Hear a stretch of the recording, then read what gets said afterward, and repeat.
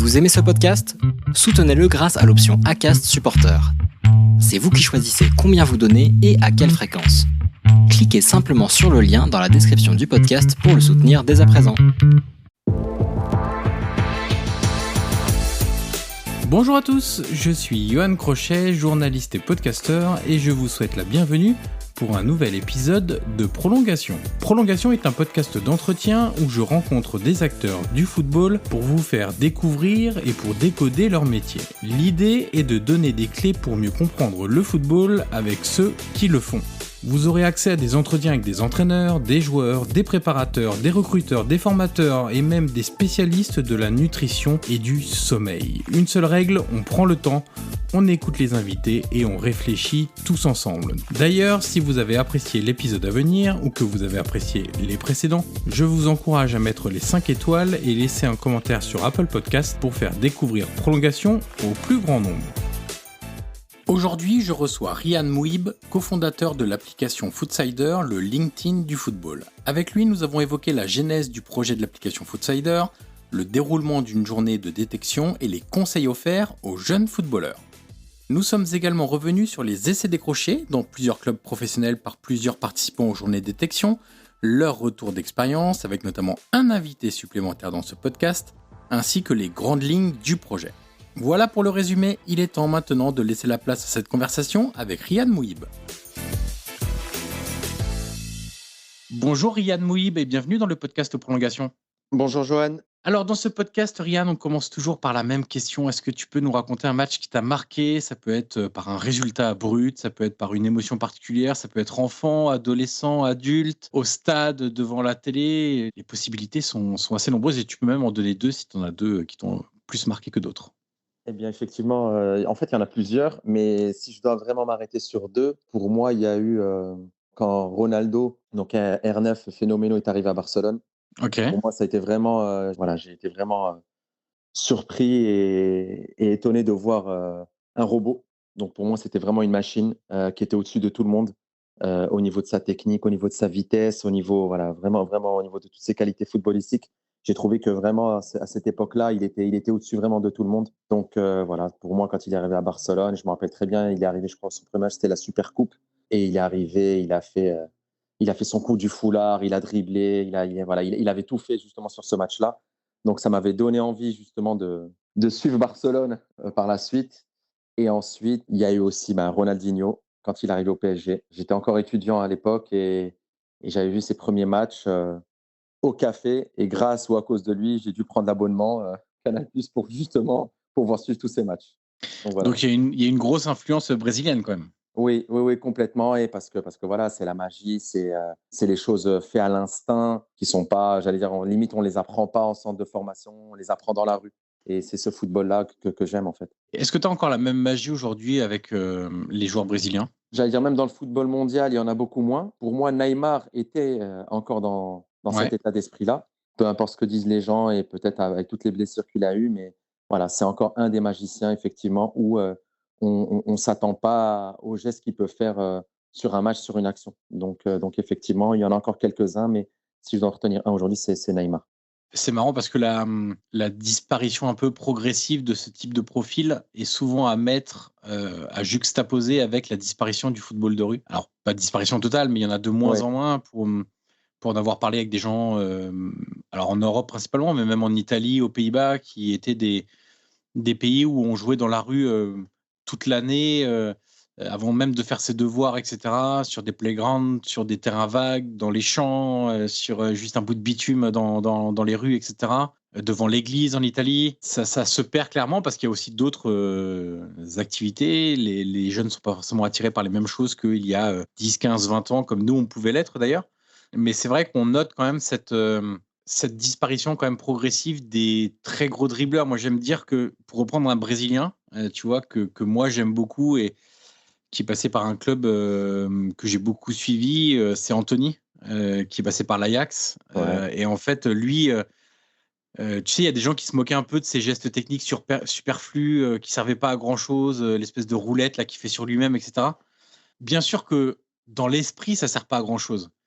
Mais en fait, c'est aussi ce qu'on cherche avec ce type de profil-là. Et c'est ce que j'aime sur ce type de profil, c'est que ils sont plus très nombreux et ils ajoutent une part d'imprévisibilité dans le football qui aujourd'hui est finalement assez mécanique parce qu'il est très pointu. Les entraîneurs veulent tout prévoir en fait. Et ce type de profil-là est assez extraordinaire à suivre en tant que simple amateur de foot. Entièrement d'accord avec toi. Aujourd'hui, on peut dire même que le football, même en regardant des matchs, on sait déjà qui vont faire la passe. C'est tellement stéréotypé, c'est tellement, j'allais dire, c'est tous les mêmes schémas entre guillemets et les joueurs, appliquent à la lettre ce qu'on va leur dire, notamment, par exemple avec Pep Guardiola, qu'on sait. On sait que ça va coulisser de droite à gauche, on sait qu'à un moment, voilà, ça va faire telle et telle passe, alors que ces joueurs-là, ils sont totalement imprévisibles. Alors j'allais dire depuis des années, c'est un peu gommé effectivement chez les attaquants et j'espère que ça va pas être gommé. Ça commence aussi avec les milieux de terrain où on voit moins de magiciens au milieu de terrain, on voit moins des passes, j'allais dire imprévisibles vers l'avant et effectivement, c'est comme tu disais, c'est un peu le football, de rue aussi qui disparaît. À notre époque, ben, on avait quoi? On avait que la télé et la rue. Aujourd'hui, il y a la télé, il y a les réseaux, il y a le téléphone, il y a les consoles et cetera. Donc les jeunes ont beaucoup plus le choix et peut-être que le foot de rue passe en dernier aujourd'hui. Quel était ton rapport justement, enfant au football? Est-ce que tu y jouais, juste avec tes potes? Est-ce que c'était, en club? Est-ce que tu étais le genre à pas rater un match à la télé? Il y en avait beaucoup moins à la télé à l'époque, Et donc c'était plus facile de pas trop les rater entre guillemets. Est-ce que tu étais du genre à aimer avoir les revues de foot, à avoir les posters, à avoir les vignettes Panini et cetera ou pas du tout? bah, en fait, moi, je jouais au foot tous les jours. Tous les jours, tous les jours, on jouait dans la rue, tous les jours. J'ai grandi au Maroc. Donc, c'était encore un autre football, c'était encore une autre ambiance. Et j'étais en centre de formation là-bas. Donc, et à l'époque, centre de formation, on rentrait chez nous le soir. Et donc, le soir, je jouais encore. Donc, c'était vraiment tous les jours, 7 jours sur 7, c'était le football. On mangeait football. Les parents, ils n'en pouvaient plus parce qu'on déchirait la paire de baskets au bout de 2 mois, 3 mois. On déchirait le pantalon, le t-shirt. On se faisait nos Coupes du Monde dans la rue. On mettait 2 pierres pour les buts. 2 pierres de l'autre côté pour les buts. On refaisait tous les matchs qu'on voyait le week-end, on les refaisait dans la semaine. Et bien sûr, après, on allait au stade. Et le stade au Maroc, c'était à Casablanca, c'est des stades à 80 000 places. Le Donc, Wydad ou le Raja? ben, moi, j'ai joué au Wydad, mais j'étais Rajaoui. Donc OK, c'était un peu oh contradictoire. d'accord. C'était un peu contradictoire, mais effectivement, j'étais en centre au Wydad et j'étais pour le Raja. Donc voilà, et tout ce qu'on voyait, les gestes techniques qu'il y avait à cette époque-là, moi je me rappelle de matchs où le Raja faisait match nul sur des matchs, mais tellement ça jouait bien et tellement il y avait, j'allais dire, du spectacle que les gens ils applaudissaient. Peu importe s'ils avaient gagné en fait. Les gens Ouais. applaudissaient, étaient hyper contents d'avoir vu un beau spectacle en fait. Un petit pont, ça levait tout le stade. Donc c'est vrai que c'était vraiment un autre football. Alors aujourd'hui, tu es à la tête entre guillemets, enfin où tu t'occupes de Footsider. Alors Footsider, c'est quoi? Je l'ai déjà dit un petit peu en introduction, mais le meilleur moyen de le résumer, c'est souvent par une formule, quand on parle de concept et là la formule étant le LinkedIn du football, c'est-à-dire en gros une plateforme où les joueurs peuvent se mettre en relation avec des clubs amateurs et professionnels. Le LinkedIn, voilà, pour ceux qui connaissent pas, c'est un peu la même chose, hein. Vous avez un profil sur LinkedIn professionnel et puis vous pouvez regarder s'il y a des postes ouverts à droite et à gauche, qui recrutent. Vous pouvez vous faire chasser par des recruteurs. Vous pouvez développer des relations professionnelles avec X ou Y personnes. Bah, c'est ce que vous faites au niveau du football. Comment t'es venue un peu cette idée et comment tu as entrepris cette démarche-là? Alors, la genèse de l'idée, donc je ne l'ai pas eu seul. Donc, effectivement, c'était avec Malik Chekaoui et Ilyes Brahimi. Donc, on était tous les trois en train de discuter. Et il y a 4 ans, en 2019, on a créé d'abord une association qui Ouais. s'appelle l'Académie Seconde Chance. Donc, en fait, c'est une association qui existe toujours où une fois par mois, on organisait justement des détections pour des clubs amateurs, des clubs, j'allais dire, semi-professionnels et même professionnels enfin, à aujourd'hui, où en fait, on ramenait tous les jeunes non conservés des centres de formation et on ramenait les jeunes talents du milieu amateur qui n'ont jamais pu avoir accès au haut niveau. Donc depuis 2019, on existe, on a fait ça avec nos propres deniers et Yassine Brahimi, donc le frère de Lies, qui a joué à Porto, Bien sûr. voilà, toute la carrière qu'il a eue et qui est maintenant au Qatar. Lui, il nous a aidés justement parce qu'il a tout de suite cru justement en ce projet et Covid arrive malheureusement, Ouais. donc plus de matchs, plus de détection et les joueurs nous appelaient: «Voilà, j'aimerais bien trouver un club». Les clubs nous appelaient: «On cherche des joueurs» Et c'est là où on s'est dit, ben, peut-être que c'est le moment de digitaliser le concept. Et donc, on a pu, pendant 1 an, réfléchir, je vais dire, à la conception de l'application. Et en fait, c'est très, très simple. C'est un peu un principe de matching entre les joueurs et les clubs. Donc, c'est un mix entre le LinkedIn, j'allais dire, et le Tinder, mais du football. Donc, effectivement, on met en relation les joueurs et les clubs par un principe de matching. Et on a eu la chance de rencontrer Roberto, donc le frère de Ronaldinho. On nous a dit, voilà, vous avez 30 minutes avec lui pour lui parler de votre projet, de voir si Ronaldinho peut être ambassadeur. Et en fin de compte, on a passé 2 heures et demie avec Roberto et il nous a dit, mais mon frère, sur ce projet-là, il ne voudra jamais être ambassadeur. Il voudra être associé, investisseur comme Yassine Brahimi, parce qu'en fait, ça leur a parlé tout de suite. Chaque joueur pro a eu dans son entourage des copains qui ne sont pas passés et Ouais. qui n'ont pas eu cette seconde chance, justement, grâce à une application, un organisme qui aurait pu les aider. Et Ouais, parce que l'écrémage, il faut le rappeler, hein, l'écrémage dans les centres de formation, alors déjà, il faut y rentrer en centre de formation et ensuite, l'écrémage est extrêmement important. oui, alors les infos qu'on a, c'est qu'il y a 90-95% de taux d'échec à la sortie.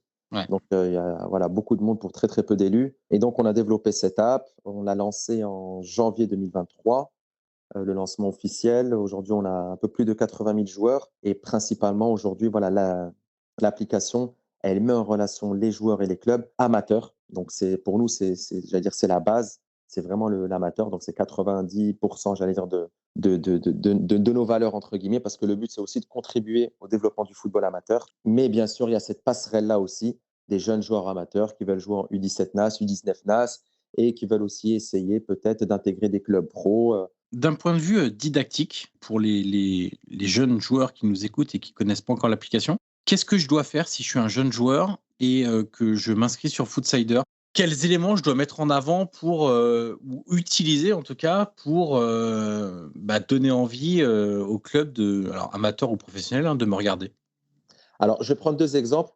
Le premier exemple, c'est un joueur qui joue en R1 ou en district, bref, peu importe, qui joue dans le milieu amateur. Ouais. Il veut changer de ville parce qu'il est étudiant, parce qu'il a trouvé un autre travail ou même dans sa propre ville, il veut changer de club. En fait, on l'invite à inscrire justement, à s'inscrire sur l'application. On va dire, il va créer en fait son CV Ouais. footballistique. Donc, nom, prénom, son poids, sa taille, son pied fort, les 3 caractéristiques qui peuvent le mettre en avant et bien sûr, il peut mettre des photos et des vidéos. Donc ça, OK. c'est la base et effectivement, il y a des notifications qui sont envoyées donc au club. Donc aujourd'hui, on a à peu près, presque à peu près en tout avec les clubs amateurs professionnels, on a à peu près 1000 clubs, en sachant qu'il y a 15 000 clubs amateurs et l'objectif, en fait, c'est que les clubs reçoivent les notifications des joueurs et bien sûr, ils filtrent. Ils sont OK, pas OK pour tel ou tel profil. Donc, le joueur qui habite Toulouse et qui vient sur Bordeaux, il ne connaît pas les clubs. Bah, grâce à l'application, déjà, il va voir tous les clubs inscrits de la région bordelaise et il peut justement postuler. Et le contraire aussi. Donc, les clubs émettent des opportunités, donc des annonces. Donc, nous, on appelle ça des opportunités. Je cherche un attaquant, je cherche un milieu. Et tous les joueurs de l'app reçoivent en fait ces notifications OK. et peuvent postuler. Donc, ça, c'est le premier axe. Et ensuite, il y a l'axe aussi de joueurs amateurs ou de joueurs qui ont été non conservés dans les centres de formation, qui peuvent aussi s'inscrire et postuler à des opportunités, donc des offres de clubs pro, de clubs semi-pro. On peut appeler semi-pro des nationales, N3, Ouais, N2 national. nationales, Ouais. Ligue 1, Ligue 2. Et on a aussi maintenant des clubs étrangers, espagnols, portugais, italiens. Et donc maintenant, si je suis dans la peau d'un club, là, tu as expliqué que le joueur pouvait mettre des photos et des vidéos. C'est évidemment ce qui va aussi donner un premier aperçu, hein, au club, parce qu'une fiche sans. C'est un peu comme sur LinkedIn, hein, si tu mets pas des exemples de ton travail, c'est un peu plus difficile. Exact. Là, c'est pareil, si tu mets pas de vidéo, c'est un peu plus vide et ça donne pas un vrai aperçu de ce que tu es capable de faire. Si tu es un club, aujourd'hui, comment tu t'inscris? Est-ce qu'ils doivent vous contacter? Est-ce que, ils vous expliquent la démarche? Est-ce que, tu disais, ils reçoivent une notification quand il y a des joueurs qui s'inscrivent, mais, comment pour eux faciliter le fait parce que tu disais, il y a combien d'utilisateurs aujourd'hui, sur Footsider en tant que joueur? Il y en a un peu plus de 80 000, je crois que c'est 81 700 et quelques, j'ai vu ce matin justement. D'accord. Alors comment eux, les aider aussi à filtrer? Parce que quand tu as 81 000 personnes, 82 000, allez, on va dire quasiment, Ouais. comment tu fais pour filtrer, parmi toutes ces données? Alors, le club, effectivement, il s'inscrit gratuitement. Il peut donner bien sûr l'accès à tous ses coachs, parce qu'en fin de compte, j'allais dire, ceux qui vont utiliser l'application dans le club, c'est les coachs.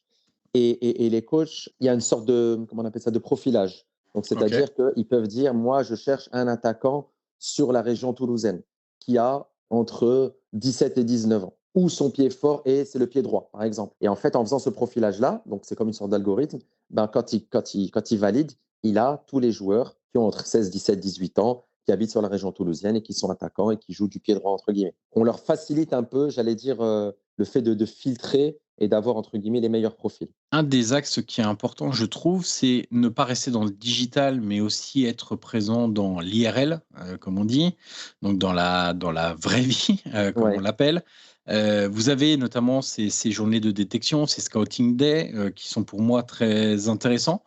Si je suis un club, comment je suis mis au courant de l'arrivée de détection, de Scouting Day? Comment je demande à participer? Est-ce qu'il faut le demander ou pas du tout? Est-ce que c'est très ouvert ou un peu plus fermé? Alors, c'est une bonne question, Joanne, parce qu'effectivement, en amont, dans nos profilages joueurs, on ne demande pas les statistiques. Combien de Mmh. buts marqués, combien de passes décisives, parce qu'on sait que tout ça, le joueur peut mettre l'information qu'il veut, elle ne sera jamais contrôlée.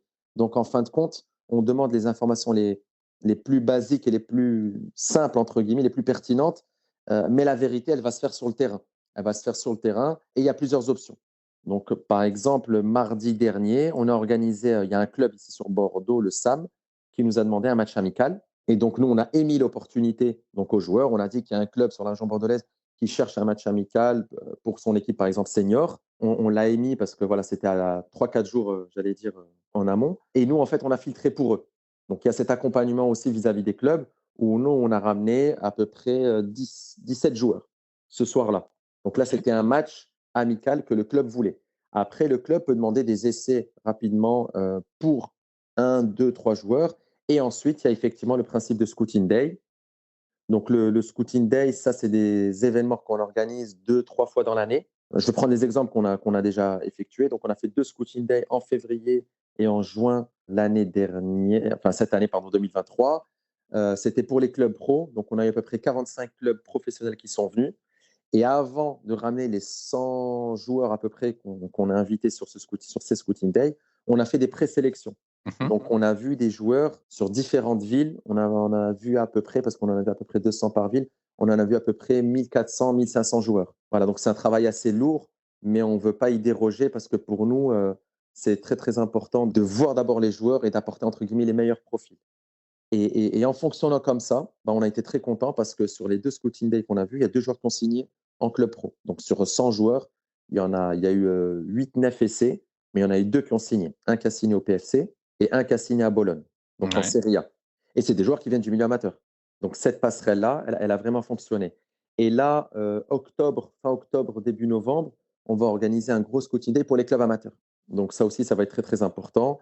Et on va commencer par le faire sur la région toulousaine et ensuite, on le fera comme ça sur différentes régions en France pour les clubs amateurs. En sachant qu'il y a beaucoup de joueurs aussi qui sont non licenciés, qui aimeraient justement intégrer des clubs, mais qui n'ont pas, j'allais dire, le réseau ou la manière de faire. Donc, nous, en fait, sur ces Scouting Day, on organise des présélections en amont et on ramène les meilleurs profils. Justement, comment ça se passe une journée de détection? Parce que, il y a le fait de dire aux joueurs de venir, mais ensuite, quel type d'opposition? Comment vous constituez les équipes? Est-ce que, bah, vous réussissez à avoir à tous les postes? Parce que l'idée du joueur qui veut, qui s'inscrit et qui veut faire cette journée de détection, c'est aussi de se dire, bah, si je suis latéral droit, ne pas me faire jouer, milieu de terrain parce qu'il manque un milieu de terrain, parce que là, mes qualités se verront pas forcément.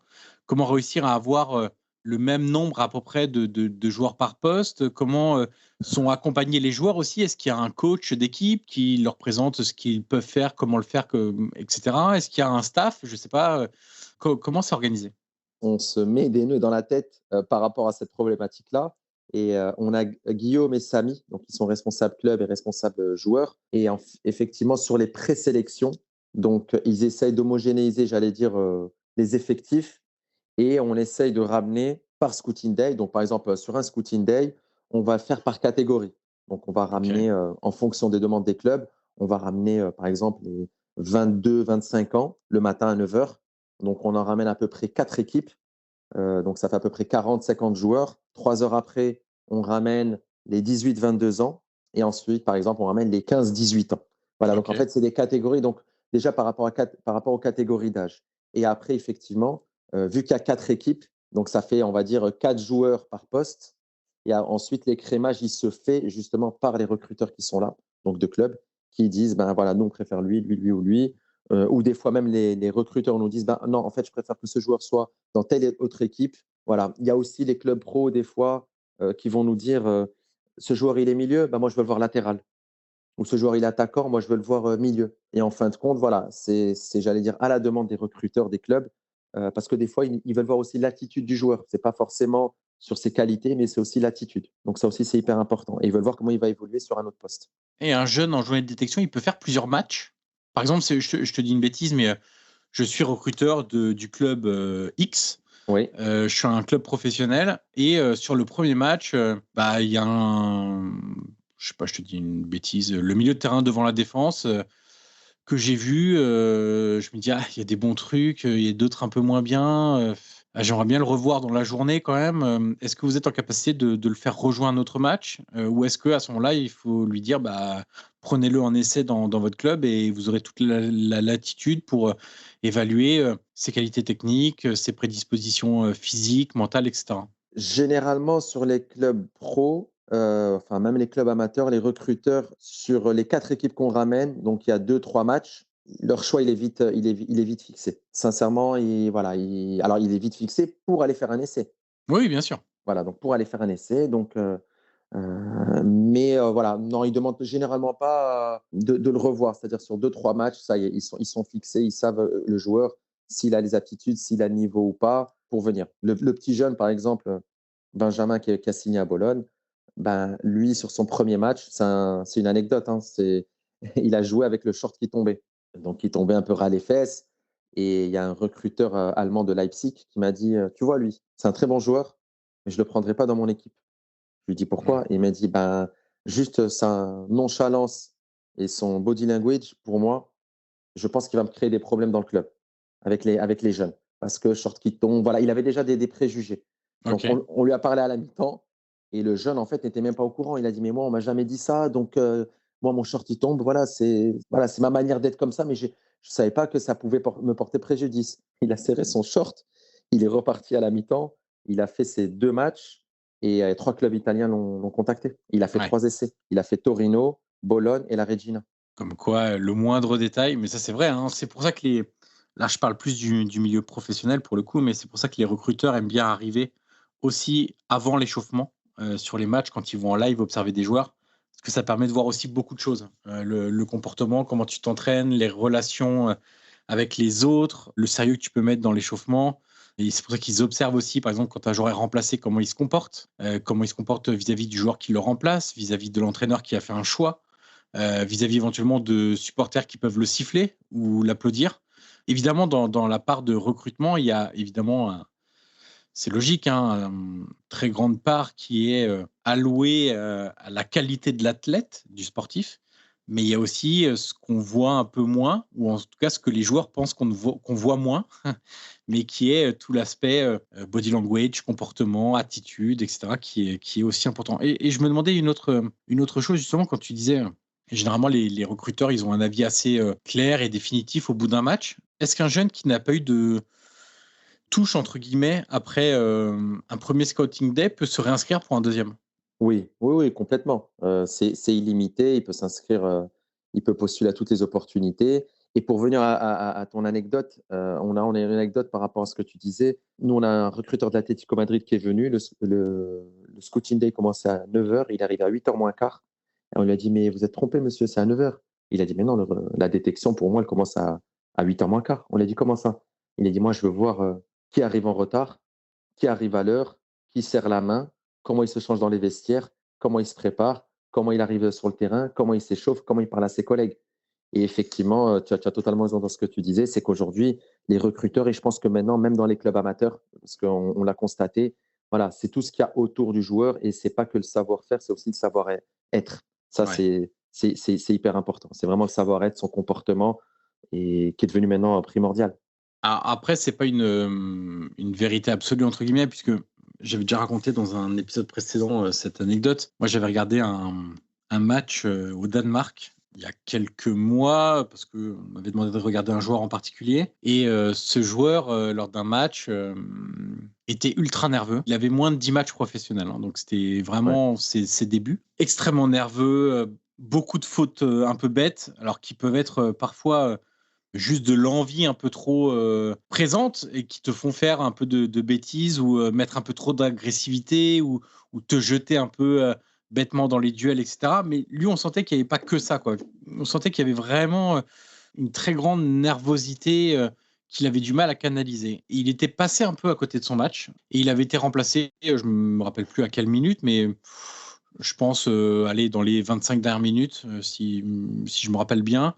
Et il était au côté opposé au banc. Donc en fait, comme le veut la coutume désormais, hein, tu sors côté opposé, le côté le plus proche pour sortir, pour pas perdre trop de temps. Donc il avait tout on va dire un demi-terrain à faire en passant derrière les buts, etc., pour rejoindre le banc. Et en fait, il avait tellement eu du mal à gérer sa frustration que quand il était arrivé vers un poteau de corner, il avait donné un coup de pied dans le poteau de corner. Il avait cassé le poteau de corner. Il a eu de la chance parce que c'est un joueur qui avait été averti dans le match, en début de match. Et en fait, l'arbitre n'a pas vu l'incident, entre guillemets. Il lui a donc pas mis de deuxième carton jaune. On l'a juste prévenu au bout d'un moment que le poteau de corner était cassé, qu'il devait stopper le match pour changer le poteau de corner. Et donc, en fait, je me suis dit, mais ce joueur-là, si tu es tellement jeune que pendant le match, tu as fait 50 fautes, que tu pouvais être expulsé parce que tu n'arrivais pas à gérer ta nervosité et que quand tu sors, tu lâches toute ta frustration en cassant un poteau de corner avec une attitude extrêmement négative, etc. Je me suis dit, ce jour-là, s'il y a des clubs qui sont présents dans le stade, ils doivent se dire, mais qu'est-ce que c'est que ce joueur, en fait, même si tu es jeune, qu'il y a plein de choses que tu peux améliorer, etc. Et finalement, 6 mois après, il partait dans un plus grand club. Donc, c'est pas une vérité absolue. Non. Mais oui, heureusement d'ailleurs, c'est clair. Ouais. Mais ça peut effectivement jouer sur l'avis que peuvent se faire des recruteurs, que ce soit d'ailleurs au niveau professionnel ou amateur, comme tu l'as rappelé.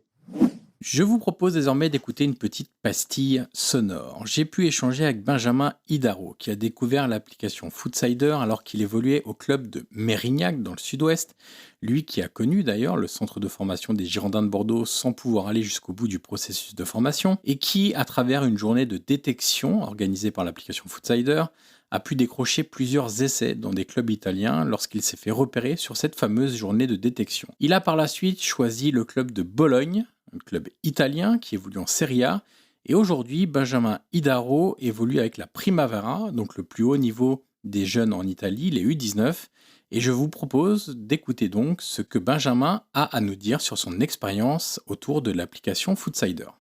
Pour être honnête, je ne connaissais pas Footsider avant qu'on me l'annonce.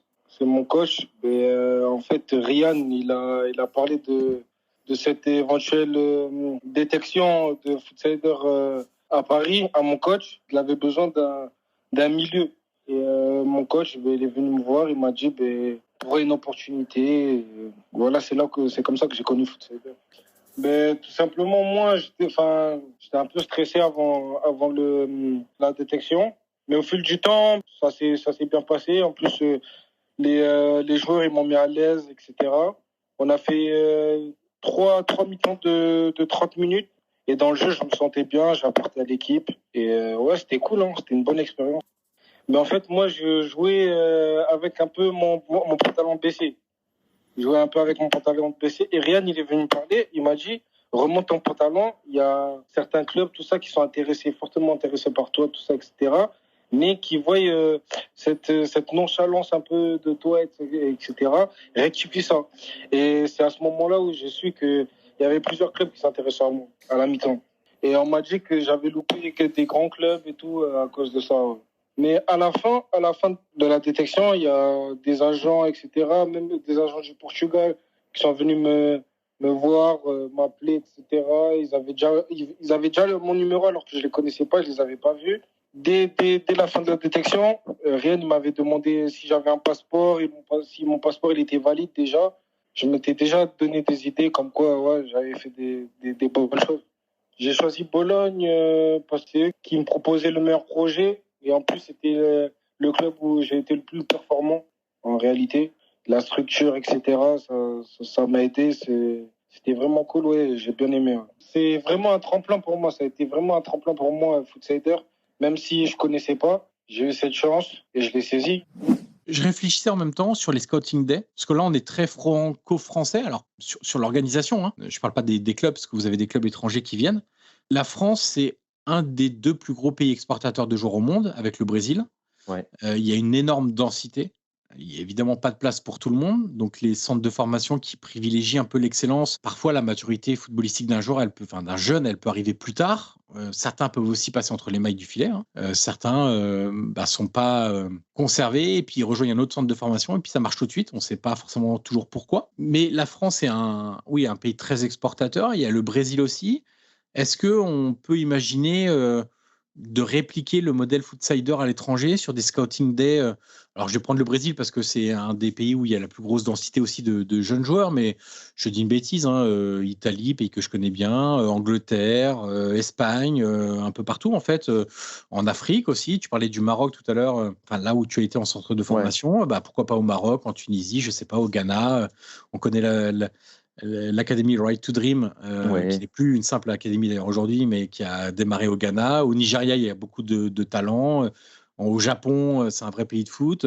Est-ce que vous imaginez répliquer à l'avenir ce modèle à l'international? Oui. Alors, nous, dans le développement de l'application, on a un rétro-planning. Donc, 2023-2024, c'est vraiment de développer l'application en France et vraiment de consolider le marché français. Par contre, tout de suite après, on va justement se développer en Europe et on attaque par l'Allemagne et ensuite, justement, on redescend sur l'Espagne, l'Italie et tout le reste de l'Europe. Et bien sûr, Ronaldinho, Yassine Brahimi, c'était une condition pour eux, c'est de développer par la suite en Afrique et en Amérique du Sud. Donc ça, limite, c'est une obligation pour nous de le faire. Mais voilà, on apprend. Ça fait que 8 mois qu'on existe. Donc d'abord développer en France, l'Europe. On va bien sûr normalement être pour la Coupe du Monde 2026 aussi aux États-Unis. Donc ça, c'est un événement à pas rater et à surfer justement sur 2026 aux États-Unis. Mais effectivement, l'Afrique et l'Amérique du Sud, c'est vraiment une priorité pour nous de développer justement et de contribuer au développement du football. Donc nous, on n'est pas agent, on ne prend aucune commission Footsider, mais l'objectif, c'est justement d'aider les joueurs à trouver rapidement des clubs. Donc en fait, on est facilitateur tant pour le joueur que pour le club. Alors certains pourraient te demander quel est le modèle économique alors de l'app? Alors le modèle économique, il est simple. Alors pour les clubs, tout est gratuit et ça le restera. Ok. Donc les clubs, quand ils s'inscrivent, c'est gratuit et ça reste totalement gratuit pour eux. Par contre, pour le joueur, il peut créer son profil gratuitement, il peut consulter les offres gratuitement, il peut postuler à une offre gratuitement.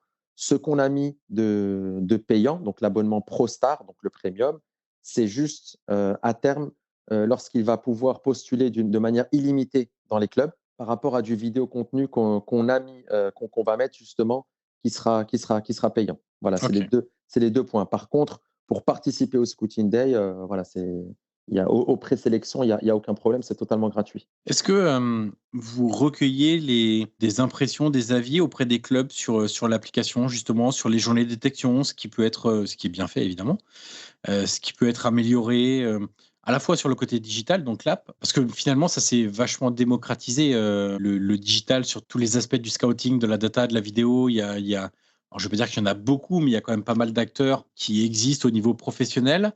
Est-ce qu'ils vous font des retours? Et aussi sur les scouting days, ça m'intéresse de savoir, je ne sais pas, un recruteur qui peut te dire, on pourrait aussi imaginer faire comme ci, comme ça, comme ci, comme ça. Alors, sur les clubs amateurs, on est vraiment, vraiment, vraiment facilitateur pour eux. Je vais prendre 2 exemples. On a des clubs qui sont dans des régions, j'allais dire isolées, dans des régions rurales, qui nous ont dit, le fait que j'ai pu poster une opportunité, j'ai eu 100 candidatures. Ce que je n'aurais jamais pu avoir tout seul comme ça en mettant sur mes réseaux, parce que j'ai personne sur mes réseaux. On a un club aussi qui a eu 450 offres. Donc pareil, il nous a dit, mais moi, jamais j'aurais pu. Donc effectivement, sur les clubs amateurs, on les aide vraiment, on leur facilite la chose en leur ramenant beaucoup de profils, justement, grâce à l'application, et c'est de manière instantanée. Pour les clubs professionnels, le retour qu'on a eu, il est très simple, c'est que les clubs nous ont dit, quand on vient chez vous, sur une journée, on voit 100 joueurs. Si nous, on doit le faire avec nos scouts, on va aller un week-end pour voir un joueur. L'autre week-end, on va essayer de voir 2-3 joueurs sur un dimanche. Donc déjà, on ne voit pas tout le match parce qu'on voit 20 minutes de lui, on prend la voiture, on va sur un autre match, etc., etc. Donc il nous a dit, pour voir 100 joueurs, il nous faut peut-être 1 an pour Ouais. superviser 100 joueurs, avec peut-être 10 scouts. Alors que là, sur une journée, on voit entre guillemets 100 joueurs avec un niveau très intéressant.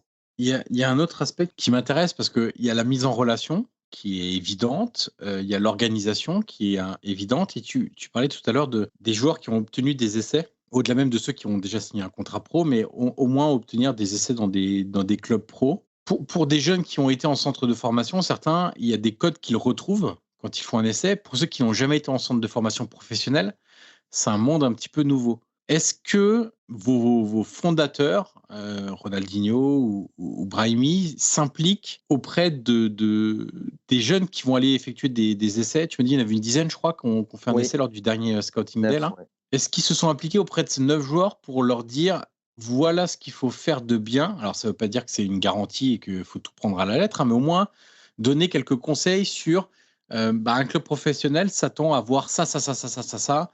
Sur l'attitude, il faut être comme ci, comme ci, comme ci, comme ci. Sur des petits détails, il faut faire attention. Tu parlais du short, ce genre de choses-là. Est-ce que comment accompagner? Voilà, c'est plutôt ça la question. C'est comment accompagner ceux qui vont faire des essais dans les clubs pro? Alors, sur les essais de club pro, il y a des joueurs qui ont été en centre de formation et effectivement, il y a des joueurs qui viennent du milieu amateur. J'en Sur ai vu les un, je crois, de mémoire hein, dans une coupure presse, si je dis pas de bêtises. Je crois que c'était Nice matin ou Var matin, je sais plus. Ryan, Ouais, qui était qui est un parti à jeune qui la allait à la Fiorentina, c'est ça, faire un essai, je crois. voilà, exactement. Donc, par exemple, Ryan, lui, qui vient du milieu amateur, qui a eu un essai à la Fiorentina, et même ses parents étaient, j'allais dire, peut-être même limite plus stressés que lui, ce qui est normal parce que c'était un gros enjeu. Et dans ce cas-là, donc, Yacine lui avait fait une petite vidéo pour l'encourager. Ronaldinho avait fait la même chose avec un autre joueur pour un essai au Portugal. Ok. Donc, il avait parlé en portugais. Mais très simplement, nous, ce qu'on leur dit, parce qu'on ne peut pas faire des vidéos comme ça à tout le monde. Et là, voilà, on avait l'opportunité, on était avec Yacine Rouni, donc on a pu le faire.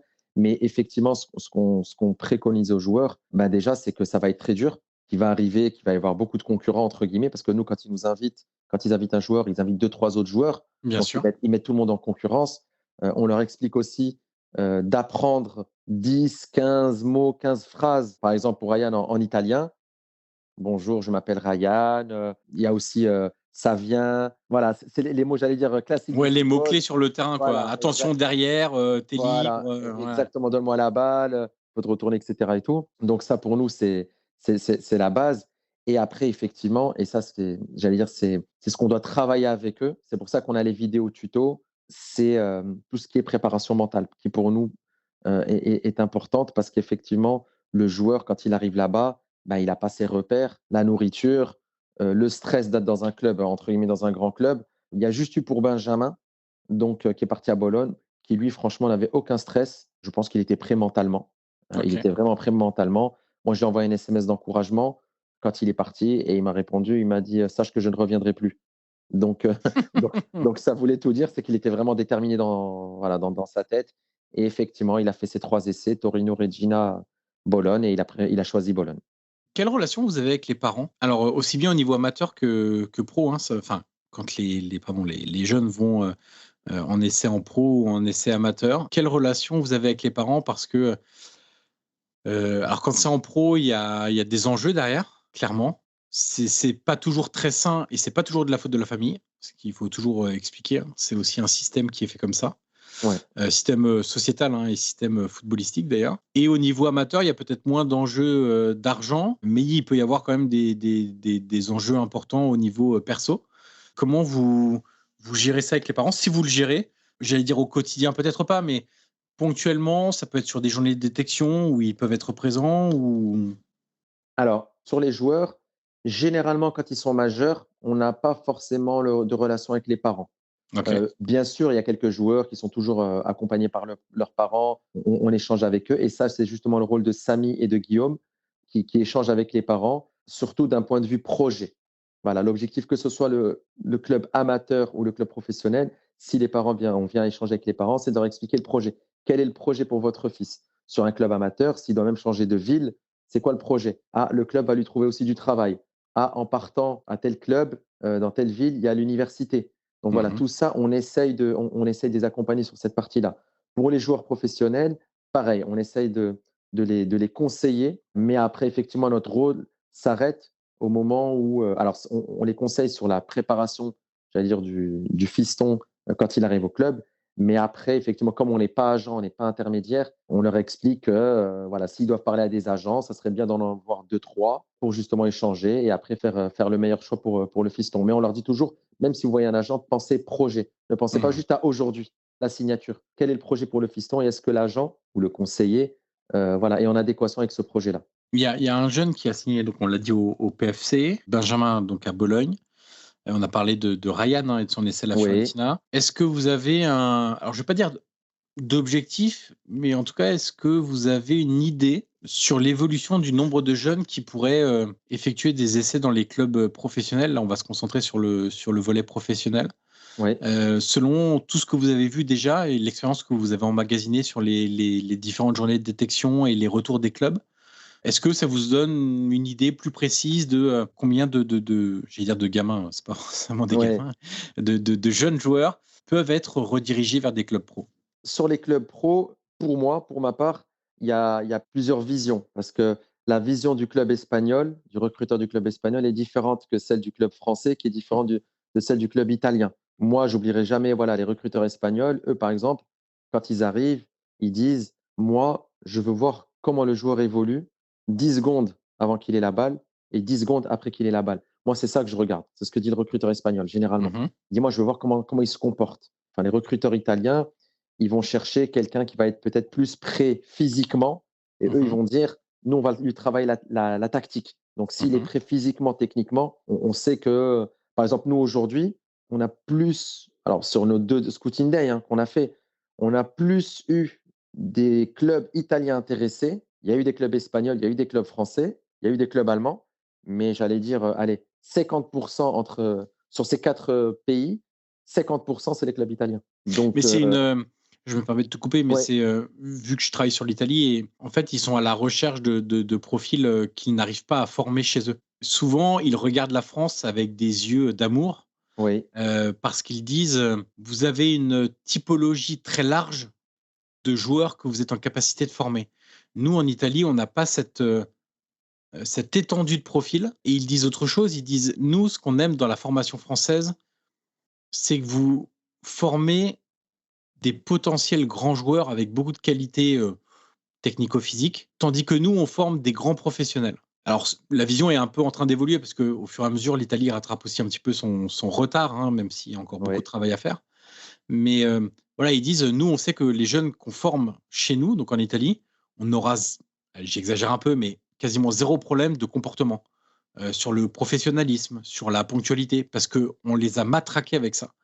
ouais. Par contre, sur les profils créatifs, physiques, bah, on aura peut-être un déficit qu'on va essayer d'aller chercher ailleurs. C'est pour ça qu'il y a de plus en plus de joueurs de Ligue 1 aussi, ou enfin oui, de Ligue 1, français ou pas français d'ailleurs, avec une ou deux nationalités sportives, qui viennent en Serie A parce que c'est des profils totalement différents. Enfin, je veux dire, quand vous prenez un Zambo Anguissa au milieu du Napoli, Ouais, c'est très différent de ce que faisait un Lobotka, c'est très différent d'un, si je continue dans le championnat italien, d'un Tonali qui a été formé en Italie, d'un Barella qui a été formé en Italie, d'un Lorenzo Pellegrini qui a été formé en Italie, c'est vraiment autre chose. Et on voit aussi que ces profils-là matchent très bien avec la Serie A parce que justement ils sont peu nombreux et qu'ils font tout de suite des différences. Donc je suis pas surpris par ce que tu viens de me dire, qui est les clubs italiens sont très intéressés par votre projet. et ben, ouais, bah, tu vois, en fait, on se rejoint. On se rejoint sur ton analyse et comme tu dis, il y a pas de hasard et aussi ce que j'aime bien, c'est les Italiens, c'est qu'ils ne voient pas le CV du joueur. Alors que d'autres pays, ils disent: «Ah oui, il a joué où? Il joue où?» Ça les rassure ou pas. Eux, Mhm. non. Eux, ils regardent même pas. C'est-à-dire si le joueur l'intéresse, il peut être en district, ils vont vouloir aller le voir en essai.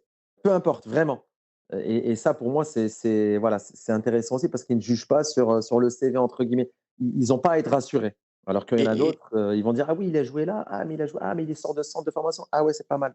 Alors et que alors, je t'ai coupé juste oui. sur l'explication que tu voulais me donner sur la vision et sur l'approche, l'évaluation que vous avez fait, ou vous pourrez faire sur le nombre de joueurs qui seront en capacité de rejoindre des clubs pro. Ou en tout cas de décrocher un essai avant même de parler de rejoindre, hein, de décrocher un essai. Alors, bien sûr, tout va dépendre du jour du Scouting Day. Si on a beaucoup de joueurs qui sortent de centres de formation, je pense qu'effectivement, ils ont plus de chances que quelqu'un qui vient du milieu amateur. même si on va dire que allez, c'est peut-être du 60-40 parce que quand on ramène des joueurs amateurs, on ramène des très bons joueurs amateurs parce qu'on fait des présélections en amont. Donc forcément, on ramène des très, très bons joueurs. Mais après, sur les statistiques, je pense qu'on est un peu au-dessus de ce qui se fait en France au niveau du nombre de joueurs qui deviennent pros en sortant d'un centre de formation. Pourquoi? Parce qu'on a effectivement cet éventail de pays de choix. Donc sur 100 joueurs qui vont rentrer en centre de formation en France, je veux dire 95 vont échouer. Nous, c'est un peu moins. Il y en a un peu plus qui réussissent. Pourquoi? Parce qu'on n'est pas qu'en France. On a la France, on a l'Italie, on a l'Espagne, on a le Portugal, on a l'Allemagne. Donc forcément, on leur ouvre, j'allais dire, un spectre un peu plus élargi. Est-ce que pour augmenter aussi ce taux de réussite, il y a faire encore plus de détection, encore plus de scouting day, avoir encore plus de clubs aussi? Parce que là, tu m'as cité quelques pays. Moi, ce que je vois tout de suite, c'est pourquoi un club néerlandais ne serait pas intéressé par ce projet-là, un club belge aussi. On peut même aller chercher, je sais pas, un club danois, un club Ouais. polonais, peu importe quoi. On aimerait bien, on n'a pas encore le réseau. On Ouais. n'a pas encore le réseau d'aller les chercher. Après, pour les clubs pro, c'est des périodes. Généralement, dans les centres de formation, à partir de janvier-février, ils savent déjà plus ou moins quel joueur il va leur falloir pour le mois de mai-juin. Donc, généralement, voilà, c'est cette période-là. Si on fait c'est pour ça qu'on ne peut pas en faire beaucoup, en fait. On peut inviter beaucoup de recruteurs, beaucoup de clubs, mais généralement, c'est en janvier-février. Parce que si on l'a fait en mai-juin, ils ont C'est déjà trop fait leur tard. choix. Voilà, Ouais. c'est trop tard, exactement. Et après, un axe aussi, ça peut être ce qu'on a évoqué tout à l'heure, hein, c'est le développement à l'international Oui, et donc arriver sur d'autres territoires. Et donc, quand vous allez organiser, j'imagine, une journée détection, je dis une bêtise, hein, à Sao Paulo, il y a des recruteurs de pas mal de clubs européens aussi, et peut-être qui aujourd'hui ne viennent pas, qui seront susceptibles de venir. Parce qu'on le répète, même si les choses évoluent, mais l'image du footballeur brésilien, dribbleur, fantasque, profil qu'on ne trouve pas partout, attire encore aujourd'hui beaucoup de clubs. Il y a évidemment sur la densité aussi au Brésil, il y a des joueurs qui ne réussissent pas en centre de formation. Ça ne veut pas dire pour autant qu'ils ne peuvent pas réussir ailleurs. Et donc, c'est effectivement une des raisons que je vois pour envoyer encore plus de jeunes dans les clubs pro, c'est quand vous arriverez à faire, je pense, plus de détection dans plus de pays. Sur la quantité, j'imagine qu'il y a pas mal de clubs qui vont être intéressés par des profils totalement différents et être amenés avec des cultures différentes, des styles de football différents, des approches différentes, à intéresser aussi des clubs qui aujourd'hui ne viennent pas encore vous voir. Ce qui en soi, finalement, ça leur coûte quand même pas grand-chose, si ce n'est d'envoyer un scout sur 1-2 jours pour visualiser des jeunes. La prise de risque est quand même pas exact. très importante, hein, il faut dire, pour les clubs. Exactement. Et de toute façon, sur les 2 scouting days qu'on a fait, on a déjà des clubs, vu ils nous ont félicité et encouragé sur le travail qu'on a fait. Ils nous ont dit: «Mais si vous le faites dans d'autres pays, on viendra», Ouais. notamment en Afrique et en Amérique du Sud.